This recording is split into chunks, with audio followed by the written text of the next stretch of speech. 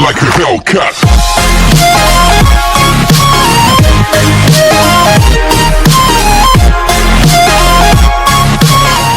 Welcome to the rainbows online classes. आज का जो हमारा सेशन है वो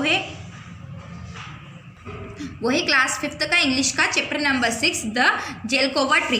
ओके, हम स्टार्ट करते हैं। स्टोरी है एक one warm sunny day a young man was walking out as he walked the sun rose higher and higher the young man was tired and hot and he wished he could find a nice cool spot to rest as he if he had conjured it in his imagination.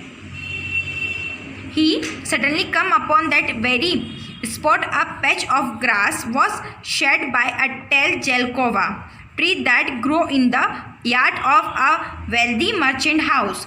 The tree was tall, its branches long, and now at noon it spread shade outside the garden gates into a teeny park beside the merchant house. अब यहाँ पे जो कंजर्ड है उसका मतलब क्या होता है? To make something appear by magic.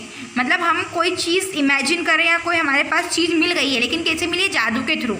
आगे zelkova a tall widely spreading Japanese tree. मतलब ये जो जेलकोवा है ये ट्री ये अपने इंडिया में नहीं होता, ये कहाँ पे होता है? जापान में। ओके, तो ये कहानी है आदमी के बारे में जो एक बहुत ही धूप में, मतलब एक ऐसा धूप वाला दिन है, बहुत ही धूप हो रही है, ठीक है। सन मतलब बढ़ता जा रहा है उसकी रोशनी। वो बहुत थक गया है घूम घूम के यहाँ से वहाँ। अब वो क्या सोच रहा है कि मुझे एक ऐसा स्थान मिल जाए जहाँ पे मैं क्या हूँ, बैठ जाऊँ और मुझे छाँव में ठंडक मिले, ठीक है। तो वो कहाँ पे जाता है? वो घास के वहाँ पे जाता है जो किसकी शेडेड में बैठ जाता है, किसकी छाँव में बैठ जाता है? जेलकोवा नाम का ट्री है, उसकी वहाँ पर बैठ जाता है, ठीक है। अब उसकी ब्रांचेस बहुत बड़ी बड़ी होती है। नून में वो वहीं पे बैठा हुआ है उस गार्डन में, उस पार्क के नीचे। ये देखो आपको दिखाई दे रहा है। वहीं पे उसके पास में क्या है? एक मर्चेंट का हाउस। मर्चेंट बोलते कोई सेठ होता है ना, सेठ, ठीक है, जिसकी बड़ी दुकान होती है, व्यापारी, उसे कहते हैं मर्चेंट, ठीक है। अब उसी पार्क में, उसी वो छोटा सा पार्क है जहाँ वो आदमी बैठा है, उस टिनी पार्क के बिसाइड, मतलब पास में क्या है? मर्चेंट का हाउस है। दिखाई दे रहा है आपको मर्चेंट का हाउस, ठीक है। इसके आगे की स्टोरी पढ़ते हैं हम। The young man smiled and said in the sweet chat, he sighed the delight. This must be heaven, he said aloud, but at same time the merchant was arriving home. When he saw the young man sitting there in the shade of his jelkova tree, he spotted before him. Excuse me, you can't stay here, he said. मतलब जब वो वहाँ पे उस छाँव में बैठा रहता है ये आदमी, और उसको मतलब चैन की सांस लेता है कि अरे अच्छा मैं तो ठंड में बैठ गया हूँ, अब मुझे धूप नहीं लग रही है। तभी वहाँ पे जो मर्चेंट जिसका घर रहता है वो वहाँ पे आता है, और जो जेलकोवा ट्री होता है वो उसी मर्चेंट का होता है।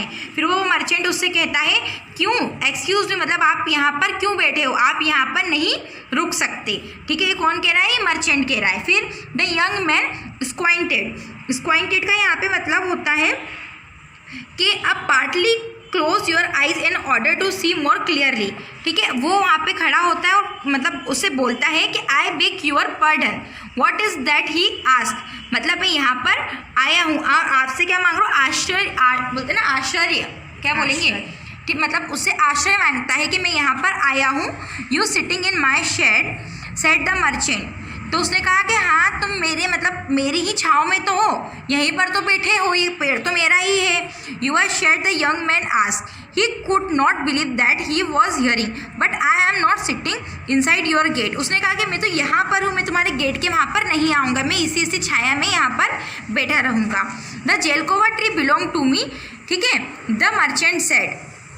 उसने कहा कि जेलकोवा ट्री भी मेरा ही है, तो आप यहाँ पे नहीं रह सकते, इस घर भी मेरा है, जो गेट के वहाँ पे नहीं आने का कह रहे हैं आप, और ये जेलकोवा ट्री भी मेरा ही है। माई ग्रैंडफादर प्लांटेड इट, मेरे दादाजी ने इस ट्री को लगाया था। And I on the trees and it's shades, तो ये पेड़ मेरा है और इसकी छाया भी मेरी है। If you want to remain where you are you will have to pay me for its use. अगर तुम यहाँ पर रह रहे हो, इसकी छाया में तुमको रहना है, तो मुझे आपको इसका किराया देना होगा। ये कौन बोल रहा है? मर्चेंट, मतलब इससे किराया मांग रहा है मर्चेंट कि आप अगर इसकी छाया यूज़ कर रहे हो तो मुझे इसका किराया दोगे। The young man was a clever fellow. अब जो यंग मैन था वो बहुत ही चतुर था, ठीक है। ही थॉट अबाउट हिज ब्रीफली, ठीक है। उसने थोड़ी जल्दी से सोचा कि इसका क्या प्लान करे। तो he had heard that the merchant was greedy, वो समझ गए कि मर्चेंट क्या है, बहुत ही लालची इंसान है और स्वार्थी सेल्फिश इंसान है। Perhaps he needed to learn a lesson, इसे एक लेसन सिखाने से सबक सिखाना चाहिए। After some moment the young man said I will pay you for your shade but you will have to sign a contract that explain I have purchase the use of your shade. उसने कहा ठीक है मैं आपको इसका पैसा दूंगा, लेकिन इसके लिए आपको पहले कॉन्ट्रैक्ट साइन करना होगा। The young man smiled glad to pay he said so long as you will sign the agreement.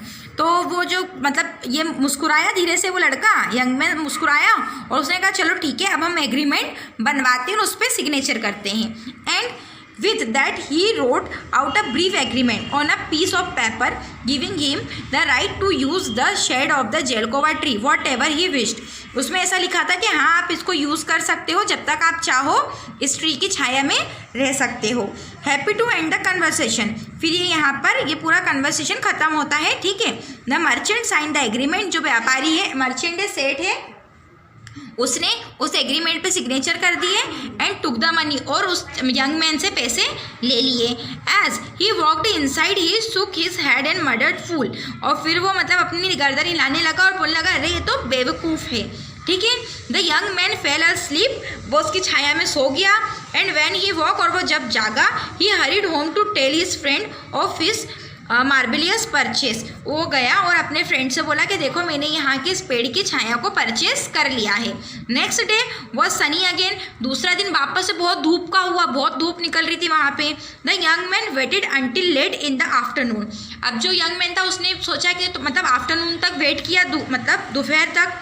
When the sun he moved across the sky and shade of the Jelkova, और जैसे ही सूरज आसमान से बाहर निकला बहुत धूप हो गई, तो फिर जो उसकी छाँव थी किसकी, जेलकोवा की, ठीक है, वो एक्सटेंड मर्चेंट यार्ड। अब जो छाँव थी वो कहाँ तक फैल गई, मर्चेंट का जो यार्ड बना रहता है, मतलब जो उसका पूरा खेत था ना, यार्ड बोलते हैं जिसे, उसकी छाया वहाँ तक फैल गई, कहाँ तक, जेलकोवा की, ठीक है। He and his friend carrying a basket walked to the merchant house. They stepped inside the gate, sat upon the merchant lawn and unpacked their picnic. अब देखो छाँव तो उसकी वहाँ तक फैल गई, कहाँ तक, मर्चेंट के घर तक। तो जो मतलब यंग मैन था और जो उसका फ्रेंड था वो वहाँ पे चले गए, ठीक है। कहाँ पे, जो मर्चेंट का घर था उसका गेट खोला और वहाँ पे जाके अपना जो पैकिंग वाला सामान था वो अनपैक किया और वहाँ पे पिकनिक मनाने लगे। When the merchant looked out this window, जब मर्चेंट ने अपनी विंडो से, खिड़की से बाहर निकल के देखा, फिर वो वहाँ पे आया और उसने यंग मैन ईटिंग, मतलब देखा उसने कि जो यंग मैन है वहाँ पे लंच कर रहा है। He stormed this is my property, अब वो आया गुस्से में, ये देखो आ गया मर्चेंट गुस्से में और क्या बोल रहा है, दिस इज माई प्रॉपर्टी, ये मेरी ज़मीन है। किसने कहा, ये मर्चेंट ने कहा। यू कांट सिट हियर, तुम यहाँ पर नहीं बैठ सकते, ठीक है। The young man laughed and pulled the contract from his pocket, फिर उसने क्या करा, वो जोर से हंसा, कौन, यंग मैन, और उसने अपनी पॉकेट से, मतलब अपनी जेब से एग्रीमेंट निकाला। You sold me the shade of your zelkova tree, उसने कहा कि तुमने ये जो तुम्हारा जेलकोवा ट्री है उसकी छाँव मुझे बेच दी है, ठीक है। And as you can see we are simply sitting in the shade, और मैं तुम्हारे घर में नहीं इस जेलकोवा ट्री की छाया में बैठा हूँ।